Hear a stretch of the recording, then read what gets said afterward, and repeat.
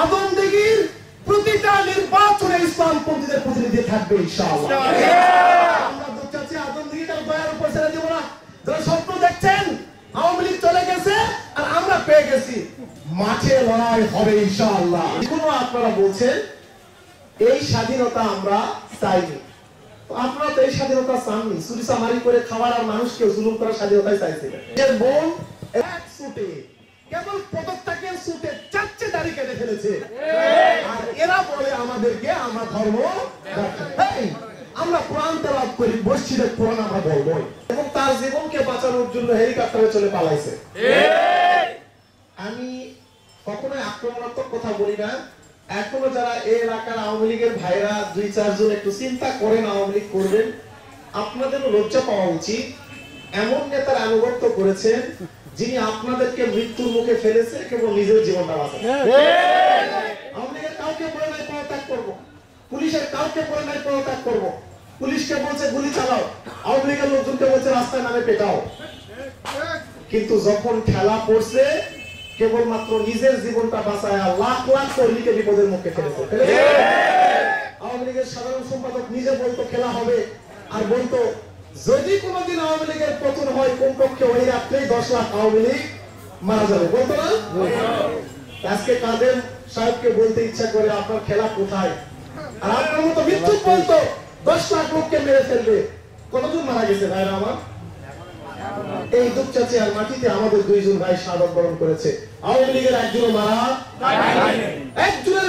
একজনের মৃত্যু যদি হতো তাহলে সমান হতো। আমাদের ভাইরা মরেছে, তারপরেও ধৈর্যের চরম পরাকাষ্ঠা প্রদর্শন করে আমরা এখনো রাজনীতির পাঠ অনুশীলন করছি। শুনুন ভাইরা, যারা আওয়ামী লীগের চিন্তা করেন, আপনারা একটু চোখ বন্ধ করে জায়নামাজে দাঁড়িয়ে চিন্তা করবেন এই রাষ্ট্রকে কোথায় নিয়েছিলেন। আপনারা বিচার বিভাগ ধ্বংস করেছেন, আপনারা পুলিশ প্রশাসন ধ্বংস করেছেন, আপনারা আদালত ধ্বংস করেছেন, আপনারা ইউনো অফিস ধ্বংস করেছেন, ডিসি অফিস ধ্বংস করেছেন, সচিবালয় ধ্বংস করেছেন, রাজনীতিবিদ এবং প্রশাসনকে আপনারা একাকার বানিয়ে ফেলেছেন। আল্লাহর মেহেরবানিতে আপনাদের পতন হয়েছে, কিন্তু এখনো আপনারা বলছেন এই স্বাধীনতা আমরা চাইনি। আপনারা তো এই স্বাধীনতা চাননি, চুরি চামারি করে খাওয়ার আর মানুষকে জুলুম করার স্বাধীনতাই চাইছিলেন। এই স্বাধীনতা আপনার গায়ে লাগবেই। আপনারা এই আন্তনগর বাজারেও 2-4 জন টুটকা ফুটকা যাদের সমাজে কোনো অবদান নাই, যাদের সমাজে কোনো কন্ট্রিবিউশন নাই, হাজার হাজার বিএনপি জামাতের লোককে কোণঠাসা করে রেখেছিলেন। আপনারা কি করেছেন জানি না, আপনাদের চরিত্র কি জানি না, আপনারা কিভাবে লুটপাট করতেন আমরা জানি না, আপনারা কিভাবে বিচার করে ঘুষ খাইতেন আমরা জানি না, কি করে সরকার যন্ত্রকে আওয়ামী লীগ বানিয়ে ফেলেছিলেন আমরা জানি না। যদি আমরা প্রতিশোধ তুলি, এক পাও আওতাবনগরের মাটিতে হাঁটতে পারবেন না। দয়া করে তো ছেড়ে দিয়েছি, আমাদের আমিরে জামাত ক্ষমা করে দিয়েছে, আমরা চেইন অফ কমান্ড মানি, আমিরে জামাত ক্ষমা করে দিয়েছে, আমাদের আর কোনো বক্তব্য নাই। কিন্তু যদি বাড়াবাড়ি এখনো করেন, এখনো আওয়ামী ফ্যাসিবাদের চর্চা করেন, জনগণকে কোণঠাসা করতে চান, বৃহত্তর জনগোষ্ঠীকে কোণঠাসা করে দুনিয়া রাখতে চান, আমরা রাজাকারের মতো পুলিশ দিয়ে গ্রেফতার করবো না, ঠ্যাঙের নলা জায়গায় ছুড়ে দিব ইনশাআল্লাহ। রাজাকার বলে আমাদের, আমরা রাজাকার বলতে না, বলতে রাজাকার। এই রাজাকার তো আপনারা কোনদিন মুখোমুখি দাঁড়িয়ে লড়াই করতে সাহস পান নাই, কোনদিনও না। এই পুরা গোষ্ঠীকে আওয়ামী লীগ বানায়ও, সরকার পুলিশ আদালতকে আওয়ামী লীগ বানায় কোনদিন মুখোমুখি দাঁড়াতে পারে নাই। কিন্তু রাজাকারের মতো রাতের আধারে জামাতের লোকজনের বাড়ি রেখে দিয়েছে, আমার সাধারণ লোকজনের বাড়ি রেখে দিয়েছেন, গ্রেফতার করে নিয়ে গিয়েছেন, পুলিশ দিয়ে সামনে কখনো আসতে পারে না। আমরা আপনাদের মতো রাজাকার হবো, আমরা কোনদিন আওয়ামী লীগের বাড়ি রেখে দিব না। আরে দেখে দিবই বা কেমনে, ভাগেই তো করবে না।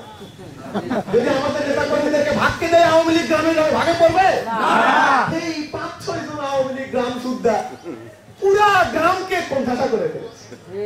এই এলাকায় মনে হয় 50টাও আওয়ামী লীগ হবে না, সুটপাট এমন মনে হয় আমাদেরকে ঘরতে চলে যেতে হবে। আমরা তো হয় কারাগারে ছিলাম আর না হলে এলাকায় ছিলাম, 2 জায়গা, কারাগার না হয় এলাকা। আপনারা আজকে কোথায় ভাই, কোথায় আজকে আপনারা? আমাদেরকে বলতো ধর্ম ব্যবসায়ী, বলতো ধর্ম ব্যবসায়ী। এখানে যারা বসে আছে তারা কোরআন জানে, ধর্ম তো বলবেই। আমাদের হাফেজ আছে এখানে যুব বিভাগে, ধর্মের কথা আমরা বলবোই। আমরা কোরআন পড়ি, কোরআনের কথা বলবোই। আমরা হাদিস পড়ি, হাদিসের কথা বলবোই, তোমাদের মতো চান্দু কেমন পদত্যাগ করছেন, এখনো রিমান্ড হয়নি, জেল হয়নি, পিছন হয়নি, কেবল পদত্যাগ করছে গণতন্ত্রের মানুষ কন্যা। আর আল্লাহর ওলি ধর্মের বাবা সালমান এফ রহমান চাচ্ছে দাড়ি কাটে ফেলছে। আমি প্রথমে ছবি দেখে মনে করছিলাম মনে হয় ফটোশপে এডিট করা, এটা ভুয়া, এটা হতে পারে নাকি, গ্রেফতারি হয়নি, কেমনে এটা করলো ছবিতে। এবার আমি পরের দিন আদালতে ভিডিও দেখি, পুরা দাড়ি।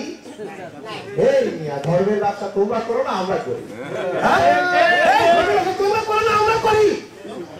শহীদ হয়েছে, কারাগারে গিয়েছে, রিমান্ডে গিয়েছে, জুলুম করেছে, আমাদের বাড়ি বুলডোজার দিয়ে ভেঙে দিয়েছে সাতক্ষীরাতে।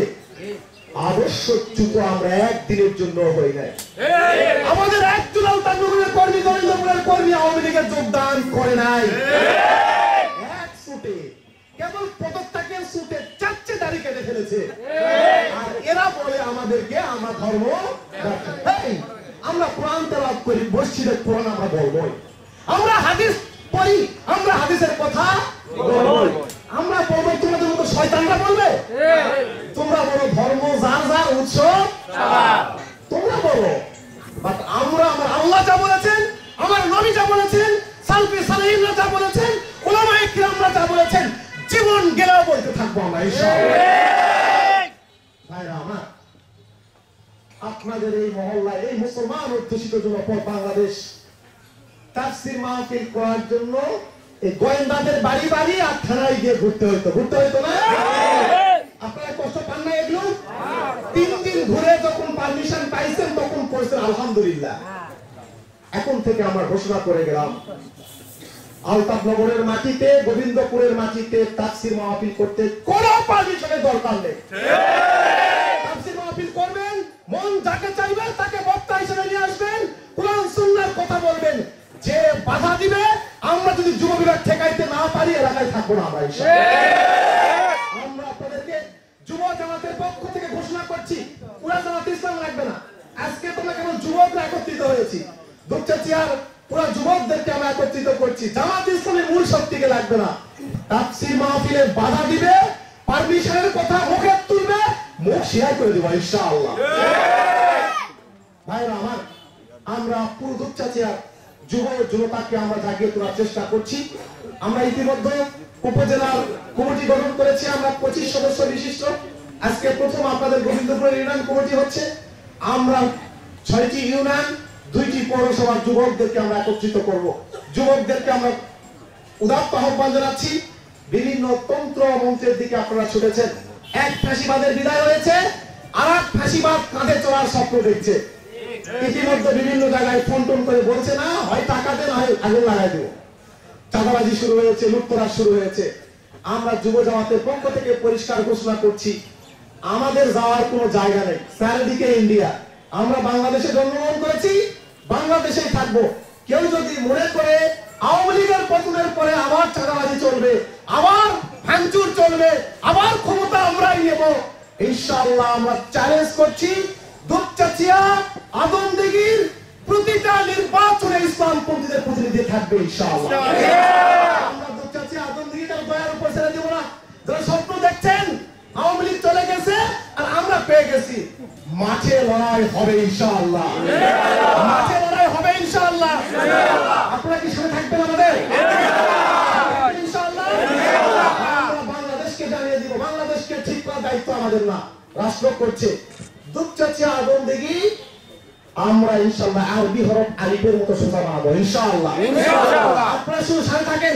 দুপচাচিয়ার সকল নির্বাচনে, উপজেলা নির্বাচনে আমরা নির্বাচন, সংসদ নির্বাচন করব, উপজেলা নির্বাচন করব, ভাইস চেয়ারম্যান করব, মহিলা ভাইস চেয়ারম্যান করব, ইউনিয়ন পরিষদের চেয়ারম্যান নির্বাচন করব, মেম্বার করব, মহিলা মেম্বার করব, সকল পদে জামাত ইসলামী চ্যালেঞ্জ করবে ইনশাআল্লাহ।